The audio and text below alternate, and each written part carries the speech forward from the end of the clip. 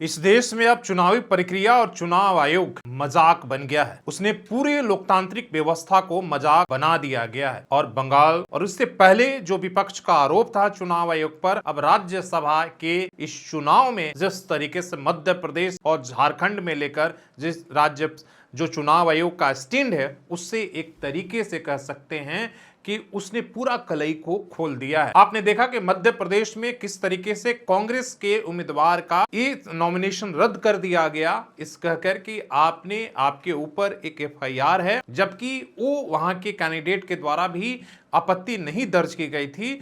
लेकिन इसके बाद भी ये कहा गया कि सूचना मिला गया है, स्वयं कॉन्ग्रेजेंस मतलब खुद से इस तरीके का उन्होंने चुनाव आयोग ने अपने तरीके से जो है इसका संज्ञान लेकर और उस मामले की सुनवाई की। कहती रह गई कि भाई सिर्फ हमें लीगल नोटिस दिया गया है, बल्कि हमारे ऊपर कोई एफआईआर नहीं है। मध्य प्रदेश से लेकर आपकी दिल्ली जो मुख्य चुनाव आयोग का कार्यालय, वहां तक कांग्रेस 24 घंटे तक डटे रही। पूरी रात से लेकर दिन तक कांग्रेस के जो एक हाई पावर कमेटी है वो चुनाव आयोग के से जाकर मिली भी, लेकिन कोई राहत नहीं।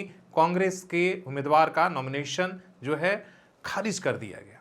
लेकिन वहीं दूसरी तरफ आप झारखंड में जब देखेंगे, जो बीजेपी के समर्थित उम्मीदवार है परिमल नथवानी, उनका अंततः जो है नॉमिनेशन को मान्यता दे दिया गया, मतलब उनका नॉमिनेशन रद्द नहीं हुआ। जबकि उनके ऊपर कांग्रेस ने बहुत तमाम सारे आरोप लगाए थे और बताया था। पहला, उसने जो बीजेपी के समर्थित नथवानी का नाम है वो नथवानी परिमल का असली नाम परिमल नथवानी है, जबकि नॉमिनेशन में नथवानी परिमल लिखा हुआ। इसके साथ ही परिमल नथवानी कानून के तहत डिफेक्टिव चीजों को एफिडेविट में फाइल नहीं किया है, ये सीधे तौर पर नियमों का उल्लंघन है, एक कांग्रेस का आरोप। हर कैंडिडेट को अपने नामांकन पत्र के साथ 6 बिंदुओं पर एफिडेविट देना पड़ता है। पत्नी संयुक्त परिवार के नाम पर रजिस्टर्ड फर्म की जानकारी देनी पड़ती है। इसमें परिमल नथवानी ने सारे कॉलम को उड़ा दिया और सिर्फ अपने पत्नी के बारे में जानकारी दी है। जब तहकीकात की गई तो पता चला कि एफिडेविट गलत है, जिसके बाद हमने इस पर आपत्ति जताई।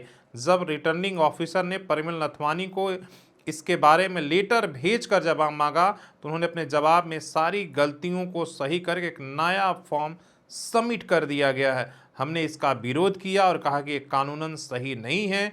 स्क्रूटनी के समय किसी भी तरह का नया डॉक्यूमेंट नहीं लिया जा सकता है, ये पूरी तरीके से गैर कानूनी है, ये कांग्रेस का कहना है। लेकिन इसके बाद भी चुनाव आयोग परिमल नथवानी का नॉमिनेशन नहीं रद्द किया, बल्कि उसे एक्सेप्ट कर लिया है।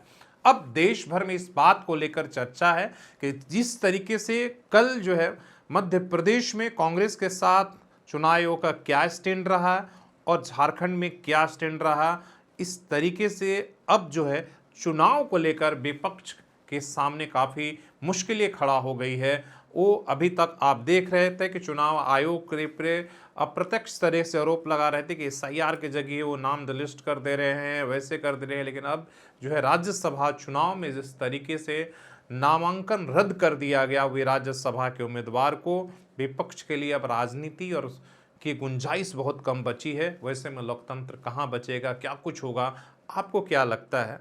क्या इस तरीके से अगर विपक्ष के लिए इतनी सारी मुश्किलें अगर खुद चुनाव आयोग खड़ा कर देगा तो फिर इस चुनाव प्रक्रिया क्या मजाक बन के नहीं रह जाएगा?